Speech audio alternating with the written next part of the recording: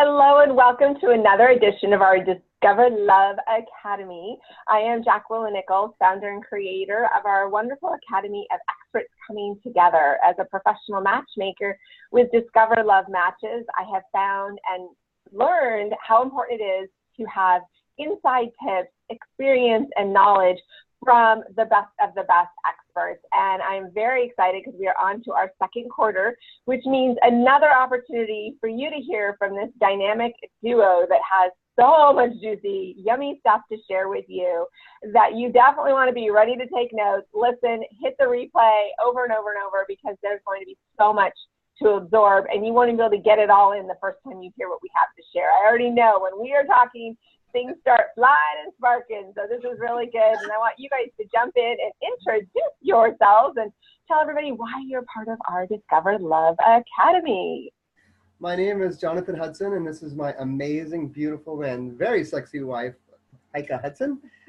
Dr. Heike Hudson. I have to always put the doctor in there. Well, you don't have to call me doctor. One. Okay. You don't have to call me doctor. And we are here as a committed, conscious, loving, juicy couple. We are both certified sexologists, sexual healers, somatic body workers, which really helps get old memories and patterns and relationship baggage out of the body so you can go on and have an amazing relationship. And we're sex and intimacy coaches in San Diego, and we have our own big workshops where we teach men and women how to keep things fresh and juicy and how to have amazing gourmet type of sex and really how to bring even the spiritual connection into your lovemaking and slowness and presence and things that just fill you up in the sex department. Exactly. Did I cover it all? You covered it all. I love that. Really like gourmet sex. Yeah, it's really about the fulfillment, right? We're all looking for this deep connection through sexuality, and what does it take from, like fast food sex to gourmet sex, and to have like variations in it, and not like finding something that just works and we're going to keep on that track rather than constantly exploring. That is so important. And that's the thing, is we are so conditioned to think, oh, if I pick one partner, it's going to be boring, or this whole, like, it's kind of the means to an end, but yet you're excited for what the whole relationship brings. But at the same time, how do you keep that connection? I was actually getting a facial the other day, and I was telling one of my facial lady about one of my new clients who's in her mid-80s and all excited about finding her person, and telling her about another client in her mid-70s who's having a fabulous time and has an amazing sex drive for her relationship she's in. And we were just laughing because my facial lady was going, that lady is having more sex than I am, and I think I need to step it up. So while she's giving me her facial magic, she, at the end of the appointment, goes, all right, I've already got a new plan for my husband. I've got to think about these things. And it's so easy to take it for granted. We take that fact that, oh, we're with our person, it's good, we've been married 20 years, whatever it is, and we forget how important it is to nurture and keep it alive. And when you hear people much older than you that are having sex intimacy and really connecting, it kind of wakes you up and go, well, what am I missing out on? So this is a really important topic. Absolutely. I know one of the biggest fears of couples is that boredom thing. And it's true for both men and for women. And when you become furniture, right, when you become kind of the same old positions and the same time of day and the same place with, in the bedroom at night with the lights on, once the pattern starts, the excitement can quickly dwindle, because it is that excitement, right, in a new relationship, and the newness and the fun. It's like exploring each other's bodies, and it's all fresh.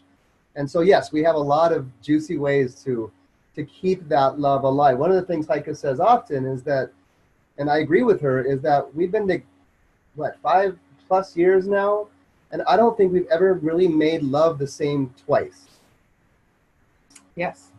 It's really, to me, fascinating, which means the way we approach the whole subject of relationship and sexuality while being together 24/7, basically, right? Yeah. We're in business together, we're best friends, we are lovers, all of that together, and there's not really a separation, which, usually relationship coaches who say, okay, you got to have the separation. Now we do create that too within it, but to really see that basically we're having daily sex and it's never the same.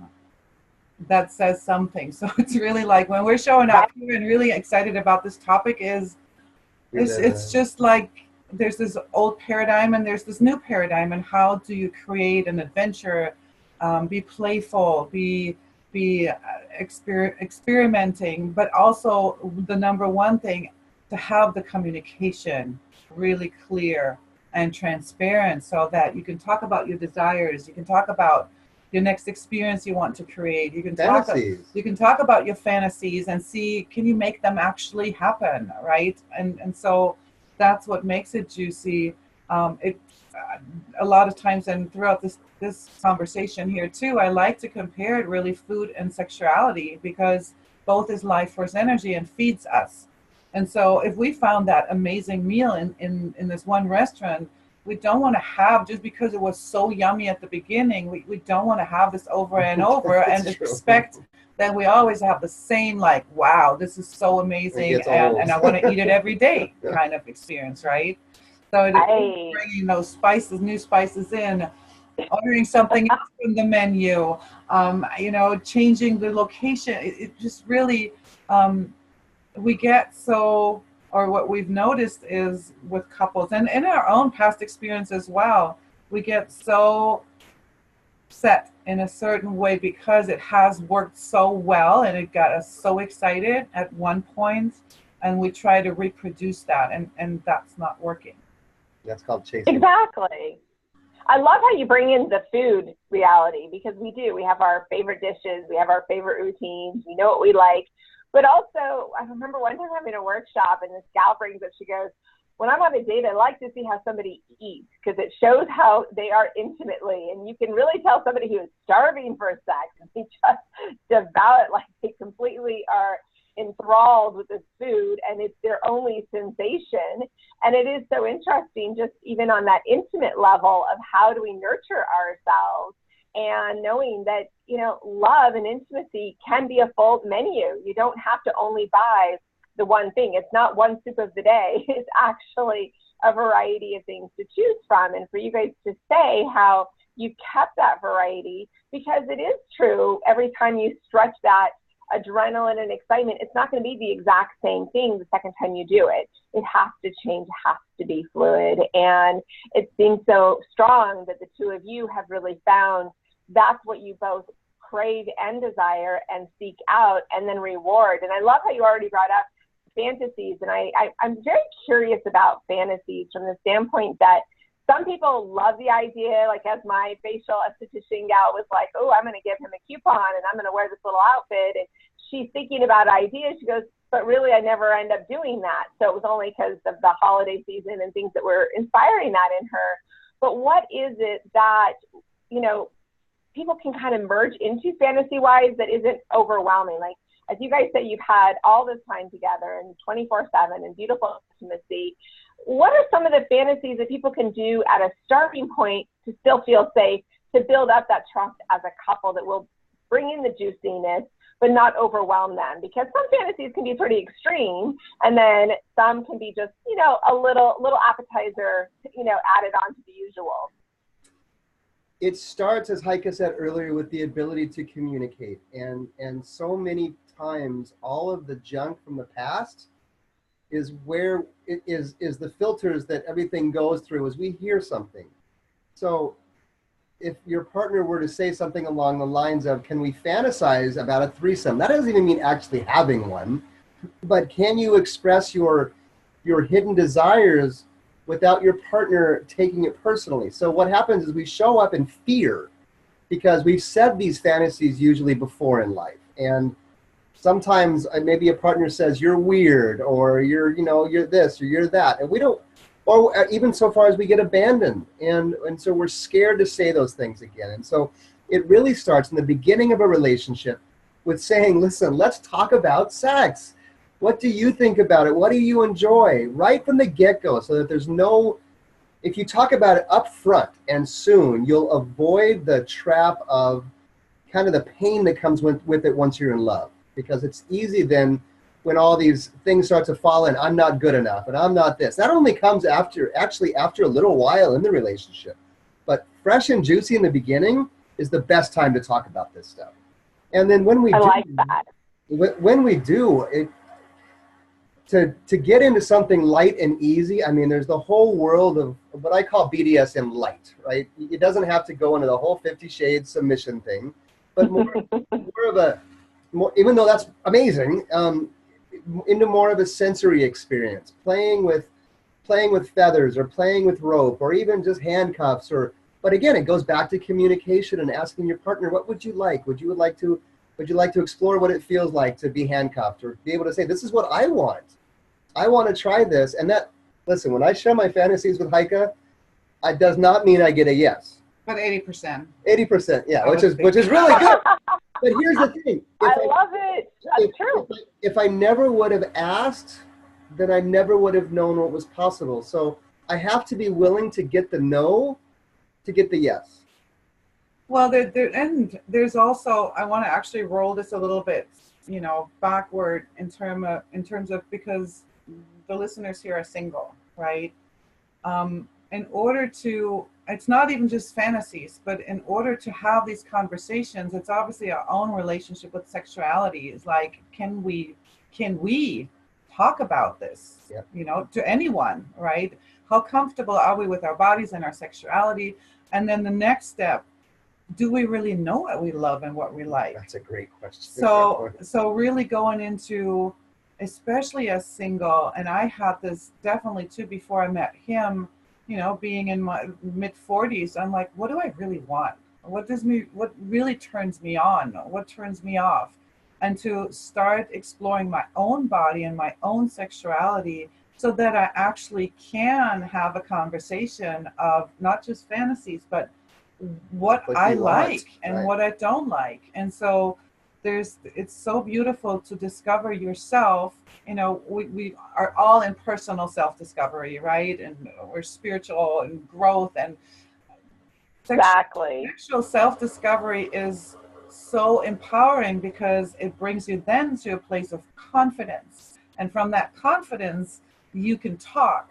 And then once you go into the regular stuff and then going further to fantasies, also knowing some of it is a stretch.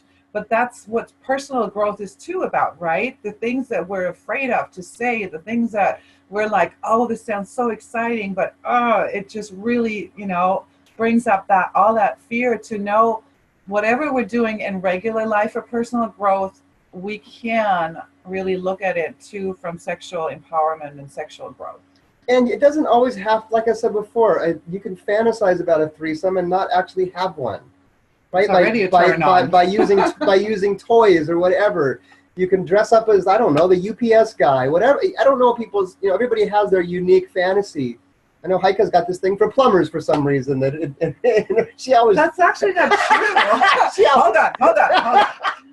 I had plumbers in my life. It wasn't a fantasy. It was a real plumber. For some reason, I attracted them at a certain point in my life. Just to put it I've never put the plumber tool belt on yet. No, I don't need that. I already got that. I'm done. I already checked. Another thing for people to do is get their if they don't know what they like, get their fantasies from movies. And it can be porn or it can not be porn. I mean, 9.5 Weeks is an amazing movie for saying, oh my God, I want to try what it's like to be blindfolded and fed. But it doesn't have to be jalapenos, but fed chocolate and strawberries. And it's a wonderful thing to do for Valentine's, is to blindfold your partner and slowly feed them juicy fruit and chocolate. It's a whole different sensory experience. And so really, I love what Heike said. It's you've got to know what you want, what you want to try, what your stretches are, and then the ability to voice them. And I think that starts exactly. I think that's really the key, is understanding that fantasies are healthy and they are good and they are normal and they are what feeds people. Because I feel so often when I talk to clients on levels of intimacy, and they either forgot that they can have that, or they're nervous to talk to a new partner about it, or they really want it and it holds them back from actually disconnecting on the beginning levels of a relationship because they're so worried that partner will never want more that they never even try to get started. So talking about fantasies in such a healthy way is actually really inspiring, but it is about that communication and knowing yourself. And we know ourselves at different chapters of life. We know ourselves at different stages. We know ourselves better with different partners. So you brought us some really good ideas, even just some of those initial fantasies that are harmless, but they're also invigorating, and it's the intimacy of the two people together sharing that.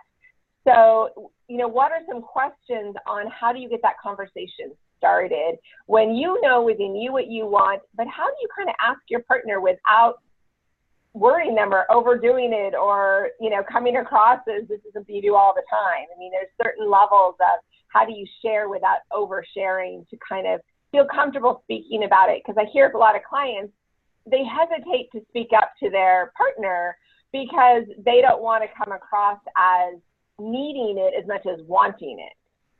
It's great you asked that question because this wasn't even planned, but one of the free gifts that we offer today when you click over to the free gift page is how to ask for what you want in and outside of the bedroom. And it's called the sexy sandwich technique. And oh, I like that. I just like the title. It's an audio demo of us asking each other for a threesome. And there's certain steps that you take, but primarily you want to drop your partner's defenses and get them to step in. And so this is built around, you know, you're first admiring your partner and telling them how amazing they are. And then you're vulnerable and you express your fears. It's like, God, I'm scared to say this because I don't want you to think that you're not the best or whatever the example may be. And what that does is that drops people's fears, especially men, and wants them to move in and to help you, if that makes sense. So now I'm in a helping stage. All of my defenses are down. And then when somebody then asks me, and they've asked permission to share, may I share this now? So even the permission aspect is, once I say yes, I'm fully engaged and my defenses are down. And then I'm still at power, or she is, to say, wow, that's awesome. I don't think I want to do that, but can we do this? And so it also opens up the door for negotiation. And co-creation. Because that's really what you do as a couple. You constantly create and co-create your experience. Yeah, exactly. Yeah. So yeah, that'll be available for your listeners. It's a wonderful topic. The unfortunate part in our relationship is when I try to use it with her, as soon as I say, baby, you are the best, and she's like, what do you want? Okay, just say it. Exactly. He's already well conditioned to your words. But yeah. It's funny because, yeah, we didn't talk about it ahead, but it really spoke loud. I was feeling very spiritual in the work that I've been doing with clients that they're trying to figure out how do you start this conversation where it's not going to be that piece that didn't get solved or that dialogue that didn't get solved. It's important to talk about whatever it is. And it's not just fantasies. It's how do you want to be intimate? How do you want to be closer? And so I love that you guys do this work. So in that regard, how do you keep it from being boring? Obviously, you guys don't even know what that word means, but for your clients and people that are listening, and especially people that are single, that are looking for love again, it's really important for them to have that new voice, to know how to speak out, because maybe in their last relationship, they didn't speak out. Or maybe it's been a really long time. And I mean, I even kind of joke with some of my clients. I'm like, oh, you can tell you have not been intimate with somebody in so long that, you know, it can almost be overwhelming when you're on a date, when you ooze the desire to be close, but yet you don't want to be creepy. You don't want to overdo it, but yet you really want to find your intimate partner. And so you're trying to find how to come across in an inviting way, but also this is a new chapter. These are new people you're meeting. These are new experiences. This is a new slate, new possibilities. So how do you kind of start that out and building in that direction? I'll let Heike answer for the feminine, of course, and then I've got some tips for men. Well, yes. Once again, and you probably coach your clients in that way too. You really want to show up authentic, right? Totally. And you really want to speak your truth. When we get together, we have, especially the older and wiser we get, we know ourselves better. We really know what we're looking for, right? Without being rigid, but it's like, okay, I'm done with children, or I want children. Like even those basic things, and Like when we met. and to really practice this transparent conversation right at the start, which includes sexuality. You know, there's all these different concepts even when it comes to relationships. I want a partner, I want to be monogamous, I want to open it a little bit up, I like to play, I love lifestyle, you know, all of these things too, to just really bring them up and have conversations.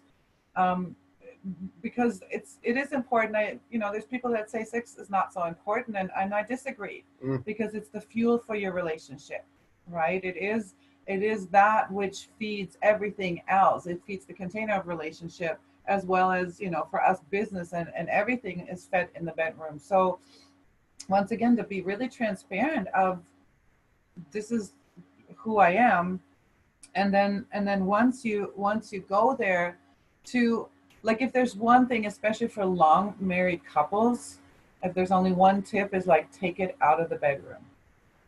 Because, you know, eventually we end in That's good. That's so important. Yes, absolutely. In the same position. We know which position turns us on and brings us to orgasm the fastest, right? So bringing playfulness, adventure, and curiosity to this, and knowing sex is just so much fun rather than being so serious. And you can go to toy stores together and look at all the different stuff, whether you get things or not, right? All of this variety. Get inspired. There are movies, you know, porn is such a, it's no sex education and nothing. But sometimes it is. There's good producers actually out there too, like female producers is really my favorite one to look at, because the aesthetics is more there. But it, you know, sometimes it is just two people making love is just a huge turn on, and maybe there's a position that, wow, let's try this. It's like coming back to being little children on the playground, right? Where you can even bring in, like Jonathan mentioned earlier, role play, right? Taking on different roles and really playing out something. And definitely not putting yourself or your partner in a box, right? Exactly. I know who he is, I know what he likes, and I know what certain way I turn him on most, rather than, what happens if I push this button? Something new. What's, you know? So this open-minded, curiosity, adventurous, what do you call that? Like how you approach sex, right? When I met Heike, the first thing, you know, within the first, I think, date or two, we were having this conversation, and because she was very clear. She's like, listen, I'm not looking for a boyfriend. I've got men in every department. I got a box for, even though she said no boxes, I got a box for every man. I've got a different box. different box. System. She's like, I got a guy for coffee, I've got a guy for movies, and the lover box just opened. So you're welcome to be in it. And what do you like in sex? Because I want to make sure we're a match. And that was like on our second date. And as a man, that was so refreshing to hear, because men love to talk about sex, right? But we get that label. It's all we think about. In a sense, that's true, because we're not having the discussion. And so when the woman, and especially in today's climate, when a woman gives the permission or the entry point to say, hey, let's talk about what's important to you, then we feel safe, and we're like, oh my God, thank you. And, you know, this is what I enjoy. This is what I don't enjoy. And I think that's really the most important part of everything. And then I was going to say, for men, the most important thing I teach the men in all my men's classes is we've got to fundamentally change our approach on sexuality. I mean, from start to finish. The ideas of just swipe right and swipe left, and I'm going to go, you know, get on a date with her and bend her over and bang her, are done. You can have the bend her over and do all that fun stuff as long as you learn to approach your sexuality literally from a sacred, beautiful honoring of the feminine place, because sexuality is such a beautiful experience. And the number one tip is just to slow down. The reason Heike and I don't have that. Yeah, it's so just important and powerful. Just slow down and be present. Do the, you know, learn some of the techniques around eye gazing and presence. Maybe touching her body in a way that you're not going to touch your genitals this time. You're just going to explore her whole body and find those erogenous zones behind her knees and on her wrists. One of the things we talked off camera about is give your woman a massage. I do this at least once a week, and I always have a very quote unquote happy ending on my end, because by the time I warm her whole body up, of course, we end up in beautiful sexuality. And yet I'm giving to her, and I'm giving to her entire body. So for men to slow down, to appreciate the entire body, and not just right away focused on going to the genitals, because that can even fire off fear in women. It's like, I don't want to cuddle because that means I have to have sex. When you really just want to cuddle, and even those little things, to know what she used to joke with me when we first met. What do you mean by cuddle? Just to be clear. If that means let's be clear. Yeah, so we can just cuddle, and if something else happens, great. But cuddle does not mean sex, right? And I said, okay. So it's these are just little examples of what we use. But yeah, for men, slow down, take expectations and somewhat your desires off the table. That doesn't mean that you can't have your desire at all. It just means slow down and let it happen organically, rather than what we see in porn and the other places we've had no sex education. Well, I kind of have to speak on the female side to this one now. Good, love it. You guys have got so much good stuff. Because Jonathan brought up a great point, and it's actually so much bigger than we often realize, that men and women are so different in their sexuality. Yep. So while we as women, we love to be touched everywhere else but our genitals first, right? We need to warm up, and then we really got to want it. That's ideally when we're actually being touched at our genitals. While for men, they work the opposite way. True. Like you can, it always sounds funny, but you can calm a man down right at the beginning when you go straight to his genitals, so that he knows, okay, I'm there, I know they're there, and that's really what they're ultimately looking for. So take it right at the beginning there. It does magic. And they relax, actually. That doesn't mean orgasm. That just means just holding. Hold. And it's that. Oh, that's fascinating. Yeah. That is such a true statement, is just stopping and going, okay, because it is women and men, and trying to understand. This is what I love, having couples talking and coaching, because you need that other feminine and masculine perspective, but there is the female and the male perspective of what we need, and knowing that, okay, if I do this, I'm going to get a better result than if I do this. And they also have the same intention, but understanding that is huge. That is huge. I'm thinking, oh my gosh, our listeners are like, oh, really? Oh, wow. Okay, now I can change that around. We come from two different sides, right? And we think that our partner is the same, right? So as well as men think, of course I'm going to touch her genitals because I love that. So she's going to love that. And we're just going to be straight there. And I don't want my body warmed up for an hour. I don't need it. I mean, men are like fire and women are like water. So it is the combo, as Heike said. And yes, listeners, try this at home. It is so amazing. And the reason it works is men get erections right away, right? And we're looking for, okay, we need to do something with it. Where do we put it? And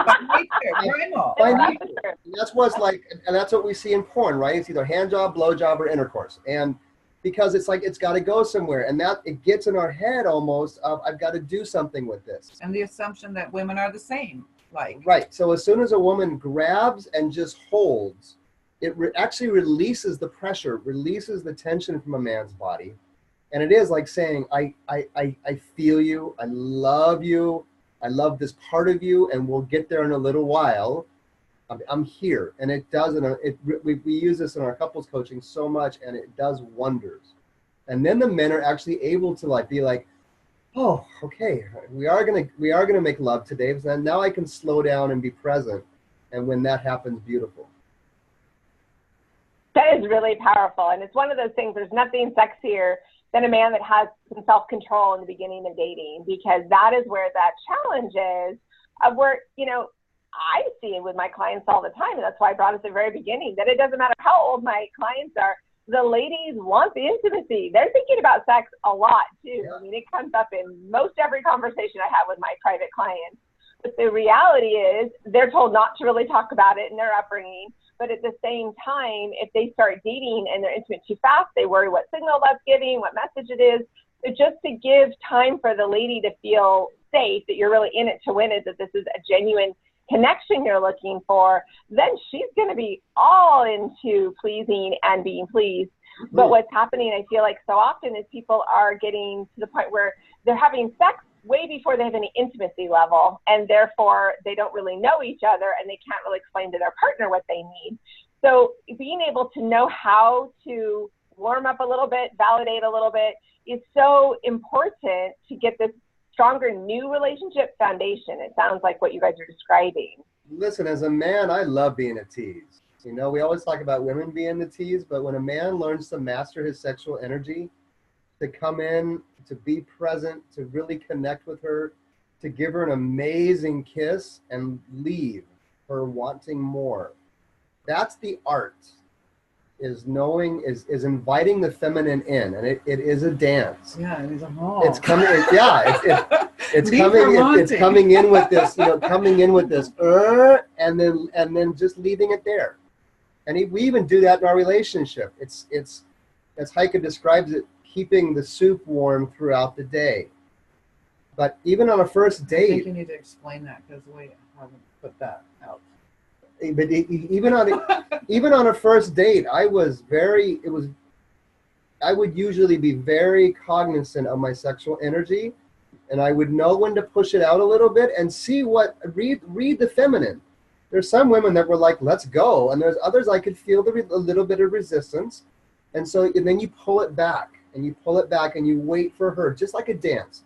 It's inviting the feminine in when she feels safe. Now, I know these are advanced skills, but they're totally learnable and totally doable. And they work, and it's really important. I think that that's one of the keys, is that when you're, you know, sitting with somebody and it's your first time together, how to kind of touch their knee, how to touch their arm, you're starting that connection and building some chemistry. And then when you're leaving, do you give a kiss goodnight? What kind of a kiss? Is it just a soft kiss? Is it a passionate kiss? You know, how much do you share? But then you leave with hunger for more. It's not about getting it all at one time. You don't need the whole menu, as you guys have laid out. It's so important.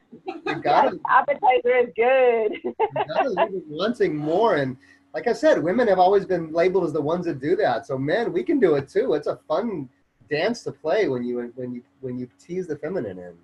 Absolutely. I'm feeling it right now. All right, we got a little longer on the show, guys. Hold on. That's actually what's so powerful, is that men have the power and the good too. And when a man has that self-control and teases and just kind of warms up the thought process and enjoys the connection, but shows they have self-discipline, it is, the woman wants him more. There's a bigger craving. But when it's all out and all laid out and it's just too much, yeah, she might have fun that night, but afterwards she's kind of going, okay, hold on. You know, there was no steps that were honored and acknowledged. And I feel so strongly in working with men and women that women need a little more time to process after the initial date, to actually miss the guy, miss him. And if he's too available too much too fast, it's hard to kind of know which part you're missing, which part you're just already accustomed to, when it's early to be that connected. Great point. Yeah, that's a great point. I love that. It is really like this wanting for more is one part. And then also, you know, a woman needs to feel safe. And we have our different tests that we run, No. Right? to just really figure out, who is this Don't guy? tell all the guys that.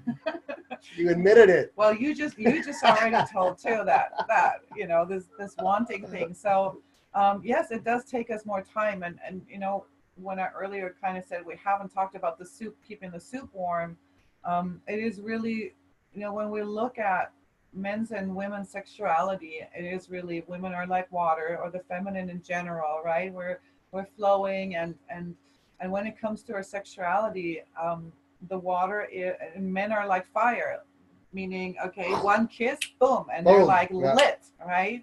While for us, we just lit the stove, right? It's like, okay, and now we have to put the soup Spices. on the stove, Yeah. and it's going to warm up Put the slowly, music on. right? And so really, again, knowing the difference of that a woman by nature takes time. That doesn't mean if she keeps it at a certain level on the stove that she's right there as well, right? But that means as a woman to keep our sexuality going. And what comes to my mind is a good friend of mine. She went on a date and she came to me and was like, is this okay what I'm wearing? And I said, there's one thing missing. You need to wear your orgasm. And I literally I love it. literally Expected to do asked that. her to go and self-pleasure before the date so that she was in her sensual sexual energy, and the date went awesome, by the way. And for men, sometimes it might be helpful to masturbate before you go on your date so that you have the pressure off, right? And Mhm. don't bring your sexual energy Big at the first date, right? Yes.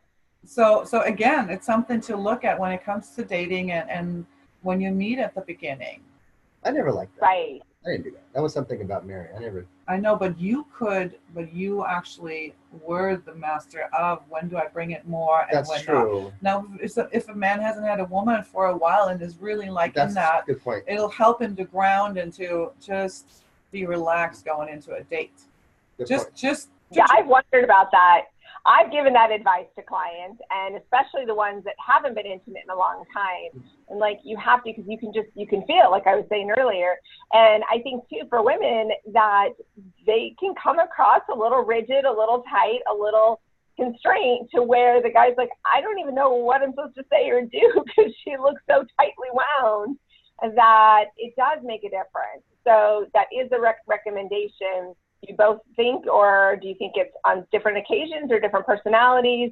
What do you feel on a woman and a man both taking care of themselves a little before they go out? There's a glow, there's relaxation, there's less anticipation. Well, in general, like I said, the sexual self-exploration and getting that soup warm again, I think attracts men so much better too, because you're more radiant, your hormones are flowing, and you know your oxytocin, all the happy ones, all the radiant skin ones. It's just you look better And it's not in the and free. you feel better, and so to really it falls to what I said earlier. It's anyways, if you're not with a partner at this point and you're looking for a partner, go on your sexual self-discovery and really, throw some more logs into the flame, right? And It's going to make you radiant. It keeps the soup out of the freezer too. I've been. Yeah. I remember going on. I remember going on dates with beautiful women. I could just tell that they hadn't been intimate in a long time, and I could feel just by looking and feeling their body was locked up.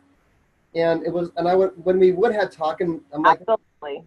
What do you think of masturbation? And she'll be like, oh, I haven't masturbated for 6 months.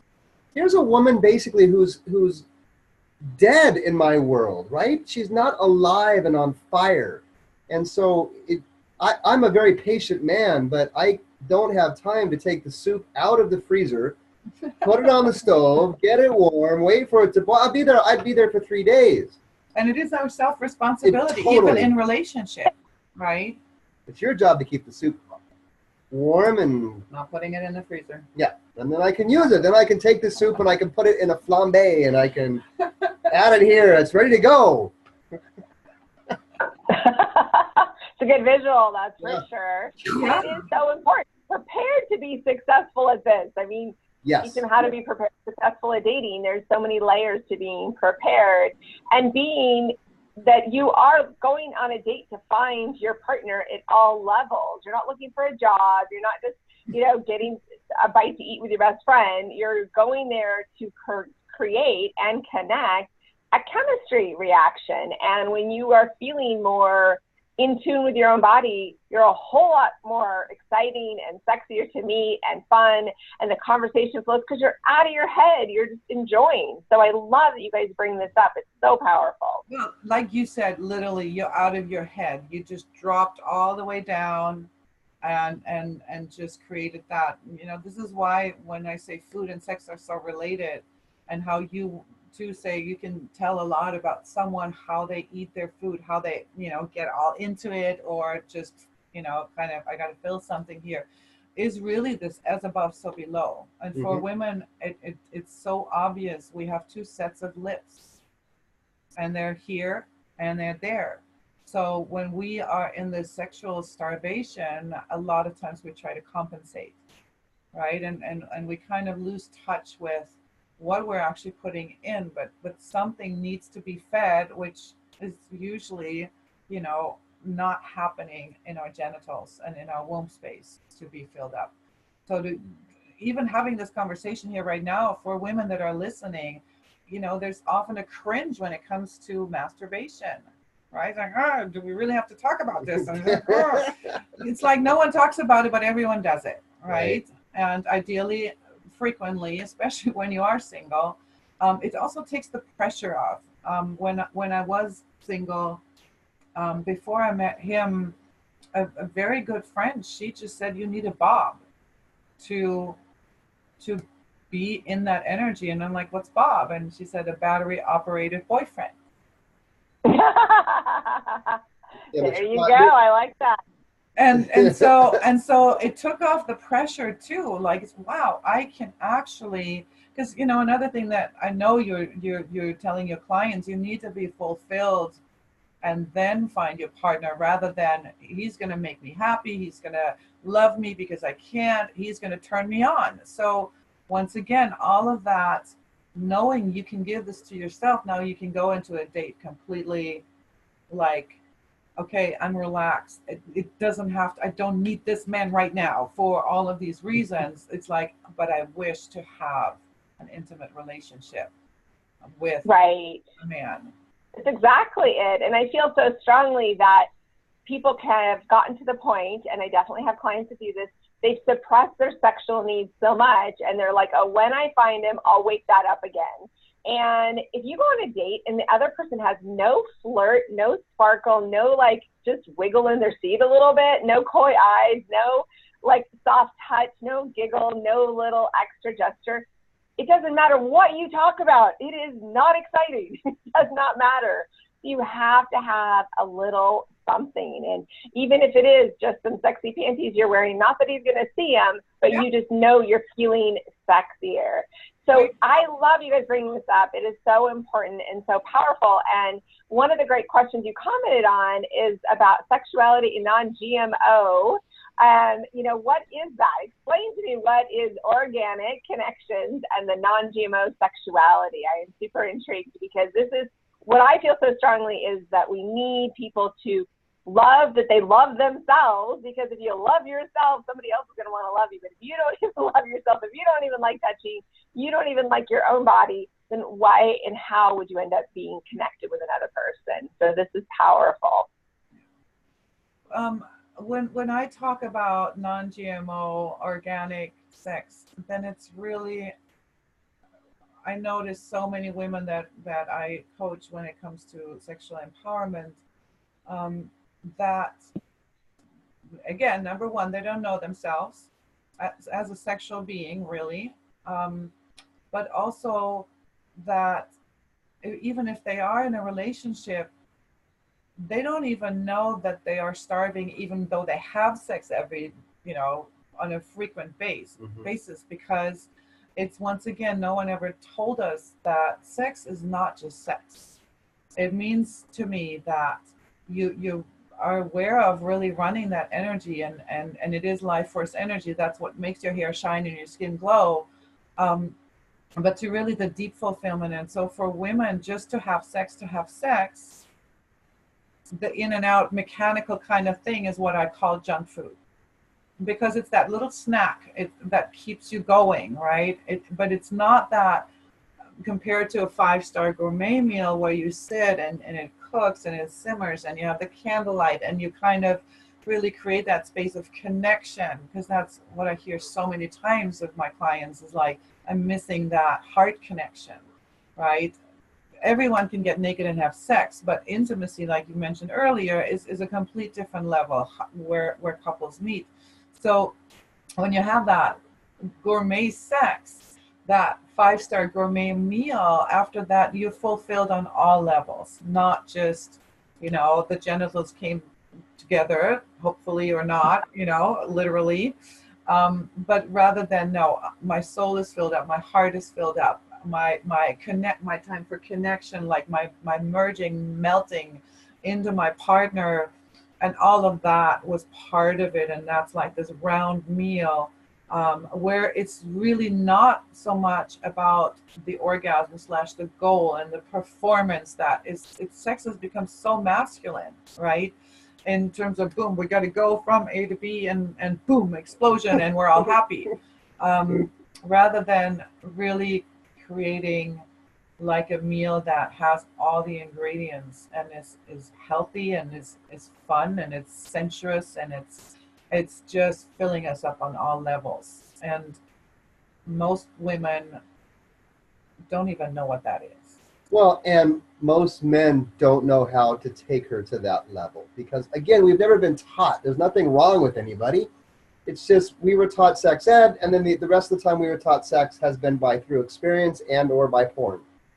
That's all we have out there. Unless people go into the world of tantra or slow sex or have studied up on different connection techniques out of their own desires, they really have never been introduced to how much is available in sex. And so it's so easy to go to the store and get mac cheese, right, for 99 cents or whatever it's up to these days. I haven't bought it for a long time.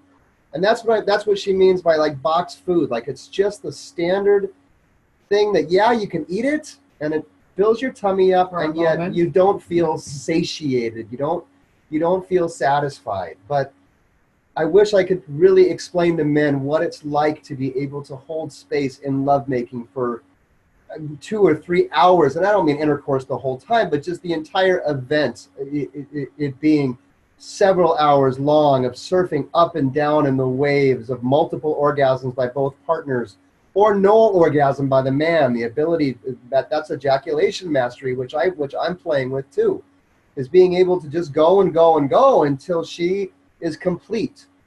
And it's a completely different type of experience. And for us in particular, we also very much believe in spirit. We believe in God in a sense of a universal life force. And we connect with that spirit in our lovemaking, and it catapults us. And we practice our own, what we call, sex magic, you've heard of using the sexual energy created between us to both fulfill our hearts and souls and our passion, as well as our business and bank accounts and everything else we desire. It works. I think that's so powerful. And I really, really love the direct comparison of going through a drive-through and getting your food in a bag that has been mass distributed and mass pre-frozen. It's gross. And then you end up with a stomachache later, or feel bloated, or you're just tired. And that's what hookup sex is. And it is those people that you meet, and as I refer, dial a date kind of sites, and you don't have any connection. You don't even know much about the person. But then when you actually go, you know what, I want a 5-course meal with you on an intimate level, then you are there for those 2 and 3 hours, and you're ready for the next layer. You're ready for the next entree to come out. And it's about your connection. So I love how you compared that, because it is what you're getting. If you're doing the superficial connection, then you're going to get a superficial result. But if you actually take the time to simmer in the pot and warm up the soup, then you're going to enjoy what you have connecting. It's that whole buildup of, when the soup is cooking in your kitchen, the whole house smells good, and everyone's anticipating, what is that scent going to taste like? That's right. You are building the foreplay and don't even realize it. It's all there. And so I love that. And I love when we can flip the switch in how we think about this, we can be more, inclined to go the other way. I mean, it's fun to have some really great hot, fast sex with somebody you're connected to, but that's not what it's only about. And if you're doing that in the very beginning of every courtship, you're not really courting. You're kind of just moving right through. You're speeding through the whole dating process instead of actually getting to know who you're with. Hey, listen, every once in a while I go get a Big Mac, right? In and out. Or in and out. Yeah. Oh no, every once in a blue moon I get a big back. But the point being, yes, you know, so many times people hear slow sex and they're like, oh my God, I can't do that forever. Nobody's asking you to. We can have that hot kitchen, rip the panties off sex within the container of as long as her heart is filled up. So we have a practice once a week. We have sex church. Every Sunday, we turn the phones off. We clean the bedroom, pick up. I mean, it's like immaculate in the bedroom. Light a whole bunch of candles, no distractions. We go in there, music, and we just really put our bodies together with no goals and just see what happens. And again, and the reason I call it sex church is by bringing in the divine, both of our hearts are filled up. And I learned long ago, if you fill up a woman's heart, the rest of her will open up to you like this incredible flower. But as soon as you try to go to the flower first and grab it, all you're going to end up with is some broken petals. Oh, wow. That was deep. That was profound. Good job. I like that one. I love it. You guys brought in so many good topics, so much yumminess, and you exude your energy, which is what we need more of. So if we could bottle up the two of you, that would be awesome. So in that regard, what are some of your recipes for keeping it spicy in your relationship? Any extra little tidbits on there? The biggest thing is that I personally, I don't even know what comes out the next moment out of me. I'm just, you know, so in that moment of, okay, today, wow, I feel like, you know, the wild one. Tomorrow, I feel like the totally loving and gentle one. That's the feminine. I always leave him guessing. He never knows what woman is going to show up. I don't even know. That's why I call myself Polly, because I got 100 different women right here. So really listening to that, right? Tapping into that, and you know, we're so in tune with if we are so in tune with our bodies and intuition, then it is always different. So I know he can't put me in a box, and the other way around, that to do not say my partner is like that, right, in this little box, and this is how it's always going to be, rather than, besides exploring and going on adventures together, don't throw these boxes away, right? It's like just perceive the other person fresh, and that counts outside the bedroom as well, right? To expect almost to be surprised, or to surprise your partner with something new. I've shared a couple of them. I mean, for me, it is giving your partner that beautiful sensual massage. Another, and that, I mean, it just works wonders for us. Another one is that playfulness throughout the day. I will go up to Heike when she's in the middle of taking some notes in business, go up behind her, kiss her neck, put my hands on her hips, and just pull her into me while I'm kissing her neck, and I can feel her body get turned on, and then I just leave her there. So I leave her in this state of turn on, and that's a wonderful tool for people to use. You know, another one is just learn and study. There are so many beautiful books written out there and techniques on. One of the biggest things I teach men is, listen, you've got 10 other penises here that are actually more flexible than your penis. And if you could really learn all of the secret spots inside a woman's vagina, there are a lot of them. Besides, you can play together and say, let's go find this G spot, let's go find the A spot. And really just, as Heike said, approaching everything as little kids, meaning when we were young, we were so innocent of, you know, we used to run around the house, and maybe even, I don't know how I grew up. I was just like always running around the house naked, and I just had no shame around anything. And so that's what I mean is seeing the bedroom as a sandbox, as a place to play and explore. I think every month I have a new toy I bring into our relationship just to try. And she's always laughing because she's like, I'm like your demo here. I'm like, yeah, let's see what it does. Yeah, see what happens. Research.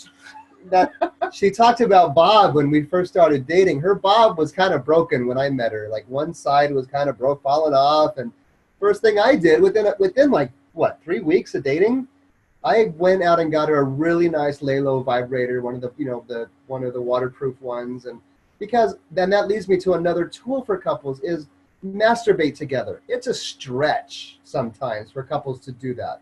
But we learn so much from each other. So much. If you can watch your partner masturbate and really ask questions and watch what turns you on, where do you like to be touched? Do you like to be kissed when you're masturbating? Do you like your nipples touched? Do you want your belly, rubbed? Or where would you like my hands? What type of touch do you like? Do you like firm touch, light touch? Again, we're back to that communication. But if I can watch my partner and see how she pleasures herself, and she can watch me, that really helps open things up too. And example of how to know what the other person wants, and because they're doing it for themselves, you can see that, and that is so important. And I'm like, oh my gosh, we're almost out of time. As we wrap up this incredibly juicy, yummy, amazing conversation with you guys, I love talking with you. I love that you open up that sexual energy, and it doesn't matter, how legally young you are and how old you are. We all want intimacy. We all want to have that closeness. You want that time with somebody. You want to feel loved and cherished. You don't outgrow that. You don't give that up. You are really a sexual being, and you deserve to be loved and nurtured. So as we tie this up and wrap it up with a bow, what are your last words of wisdom as we send our incredible listeners on? I know their minds are thinking of so many things, and they're so craving to feel more alive and more ready and prepared to be present for the date, be patient for the date, speak what they want on the date. So what last bits do you guys have for our group? My biggest thing is be more playful. Really be more playful around the subject, and see if you can open the conversations, maybe first with your girlfriend or your guy friend, right? It's like bring this, practice how to communicate a topic like food. Take the food analogy, exchange recipes, really talk about it like that, and to really be in that space of yumminess yourself, right? This whole, I'm huge around the sexual self-exploration. This is the best time. If you're single right now, this is the best time to try all kinds of stuff, because you don't have to ask your partner, right? You can just really play with it. And for men, the number one thing I want to say is don't be scared of women. I know right now in this Me Too stuff, it's terrifying, and you don't want to be that guy. Women want sex still. Women want love. Women want relationship. They just are finally screaming out against all that abuse that has happened. But just don't be that guy. Be what they want. Be the change. Be the representation of the conscious masculine. And you will attract more women than you can handle. Just don't be scared of them.